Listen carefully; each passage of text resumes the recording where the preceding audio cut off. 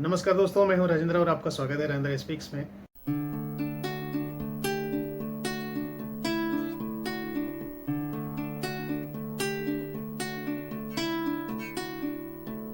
दोस्तों, मेरा आज का वीडियो चार धामों में दूसरा स्थान रखने वाले धाम श्री रामेश्वरम धाम के बारे में है। ये धाम तमिलनाडु के पास स्थित है, तमिलनाडु राज्य का ही हिस्सा है। एक शंख के आकार के टापू पर स्थित ये धाम न केवल चार धामों में दूसरा स्थान रखता है, बल्कि 12-द्वादश ज्योतिर्लिंगों में भी शामिल है। तो चलिए दोस्तों, शुरू करते हैं आज का वीडियो श्री रामेश्वरम धाम। दोस्तों, ये चार धामों में से दूसरा धाम तमिलनाडु के रामनाथपुरम जिले में एक छोटे से टापू पर स्थित है और ये तमिलनाडु राज्य का हिस्सा है, दक्षिण भारत का एक प्रमुख तीर्थ स्थल।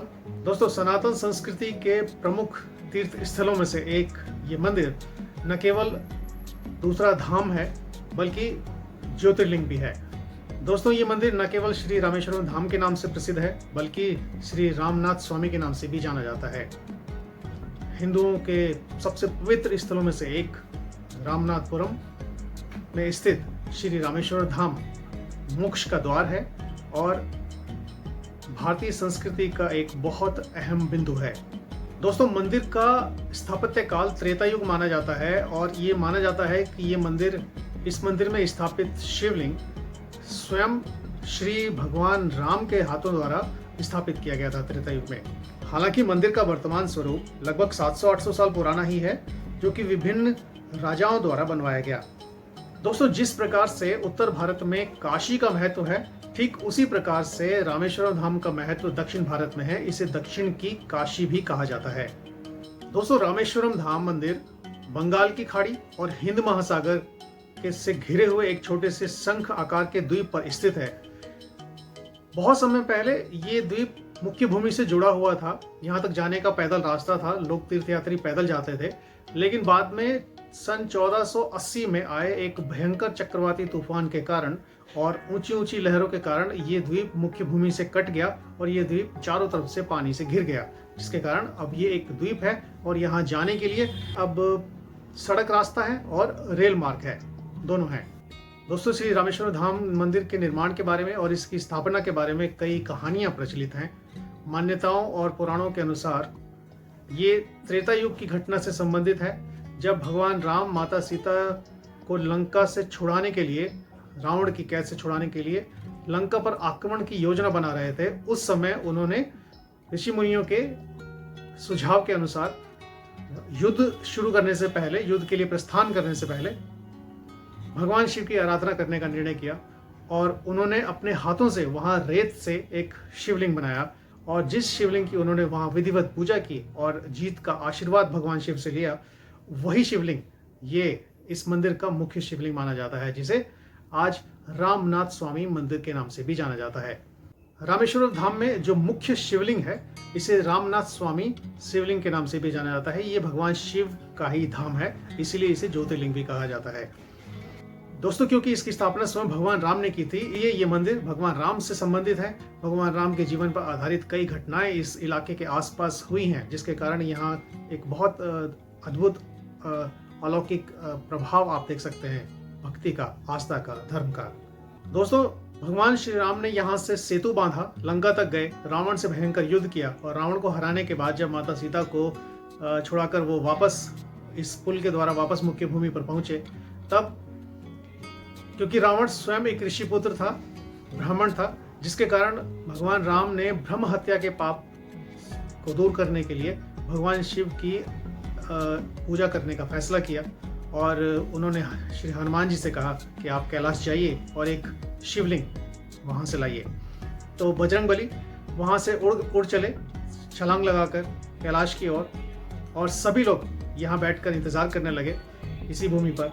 तो दोस्तों, माता सीता भी उस समय वहीं थी और भगवान राम भी साथ में थे। सब लोग इंतजार कर रहे थे बजरंगबली लौट कर आएंगे, लेकिन बजरंगबली को आने में देर हो गई, हनुमान जी को देर हो गई आने में। तो भगवान राम ने उसी शिवलिंग की पूजा आराधना की और वहाँ ध्यान लगाकर भगवान शिव की पूजा की, तो और ब्रह्म हत्या के पाप से मुक्त हुए। और उसके बाद हनुमान जी शिवलिंग लेके वहां पहुंच गए। तो भगवान राम ने हनुमान जी के लाए हुए शिवलिंग को भी वहां पास ही स्थापित किया और हनुमान जी के लाए हुए इस शिवलिंग को विश्व लिंगम का नाम दिया। और उन्होंने ये आशीर्वाद भी दिया कि मुख्य शिवलिंग जो कि श्री रामनाथ स्वामी शिवलिंग है, उसकी पूजा से पहले विश्वनाथ सिंगम की पूजा होगी, जो कि हनुमान जी के द्वारा लाया गया था। दोस्तों, श्री रामेश्वरम धाम में 2 शिवलिंग हैं, एक श्री रामनाथ स्वामी शिवलिंग और दूसरा श्री विश्वलिंगम स्वामी। ये दोनों ही भगवान शिव के रूप हैं और इन्हीं की पूजा मंदिर में होती है। दोस्तों, क्योंकि भगवान राम ने दोनों शिवलिंगों को वहीं स्थापित किया अपने हाथों से, इसी कारण रामनाथ स्वामी मंदिर को वैष्णववाद और शैव्यवाद का संगम कहा जाता है। दोस्तों, मंदिर परिसर लगभग 15 एकड़ भूमि में फैला हुआ है। मंदिर की वास्तुशिल्प कला बहुत अद्भुत है, बहुत सुंदर है। मंदिर के 4 बड़े द्वार हैं, पूर्व, पश्चिम, उत्तर और दक्षिण में। और मंदिर का गलियारा विश्व का सबसे बड़ा गलियारा माना जाता है। वर्तमान समय की 15वीं शताब्दी में राजा उड्डयन सेतुपति और नागर निवासी वैश्य ने 1450 ईस्वी में इसके 78 फीट ऊंचे गोपुरम का निर्माण करवाया था। दोस्तों, उसके बाद 16वीं शताब्दी में मंदिर के दक्षिण में दूसरे हिस्से की दीवार का निर्माण तिरुमलय सेतुपति ने करवाया था और मंदिर के द्वार पर ही तिरुमलय और उनके परिवार की मूर्तियां हैं। मंदिर के आसपास कोई पहाड़ नहीं है जहां से मंदिर में लगाया गया पत्थर लाया जा सके, इसलिए पुरातत्ववादी और इतिहासकारों का मानना है कि ये पत्थर श्रीलंका से नाव में रखकर लाए गए, जो कि इस मंदिर को अद्भुत बनाते हैं। 16वीं शताब्दी में ही नंदी मंडप का निर्माण राजा उड्डयन सेतुपति कट्टेश्वर ने करवाया था। मंदिर में द्रविड़ शैली मुख्य रूप से देखने को मिलती है। मंदिर की नक्काशी, वास्तुकला, भव्यता अद्भुत है। दोस्तों, सनातन धर्म के प्रमुख 4 तीर्थ धामों में दूसरा स्थान रखने वाले श्री रामेश्वर धाम मंदिर अपनी भव्यता एवं आकर्षक बनावट के लिए भी विश्व प्रसिद्ध है। ये भारतीय वास्तुकला का बेहद आकर्षक, अद्भुत व अति सुंदर नमूना है। दोस्तों, मंदिर की लंबाई 1000 मीटर, चौड़ाई 650 मीटर और मंदिर के मुख्य द्वार की ऊंचाई लगभग 40 मीटर है। मंदिर में 2 शिवलिंग हैं, जो एक भगवान राम ने स्थापित किया था अपने हाथों से, रेत का बनाया हुआ, और दूसरा भगवान हनुमान लाए थे कैलाश से। ये दोनों ही शिवलिंग वहाँ के मुख्य शिवलिंग हैं, जिनकी खास तौर से पूजा होती है। दोस्तों, मंदिर का गलियारा विश्व का सबसे बड़ा गलियारा है, जो देखने में एकदम बहुत ही खूबसूरत लगता है। ऐसा लगता है एकदम सिंक्रोनाइज तरीके से बनाया गया है, एक रेश मात्र की भी उसमें अंतर नहीं दिखता। लगता है सारे खंभे एक जैसे हैं, लेकिन जब आप नजदीक जाकर हर खंभे को बारीकी से ध्यान से देखेंगे तब आपको पता लगेगा कि उसके ऊपर जो कलाकृतियां उकेरी गई हैं वो बिल्कुल अलग अलग हैं। इतनी खूबसूरत वास्तुकला शिल्पी वहाँ है, जिसको देखकर आंखें दंग रह जाती हैं और सुंदरता को देखकर मन नहीं भरता। दोस्तों, रामेश्वर धाम मंदिर हर दिन सुबह 5 बजे से लेकर दोपहर 1 बजे तक और उसके बाद दोपहर 3 बजे से लेकर रात को 9 बजे तक श्रद्धालुओं के लिए खुला रहता है। मंदिर के द्वार, दीवारें तथा गलियारे के खंभे अत्यंत आकर्षक व खूबसूरत लगते हैं, जो कि विश्व में आकर्षण का केंद्र है।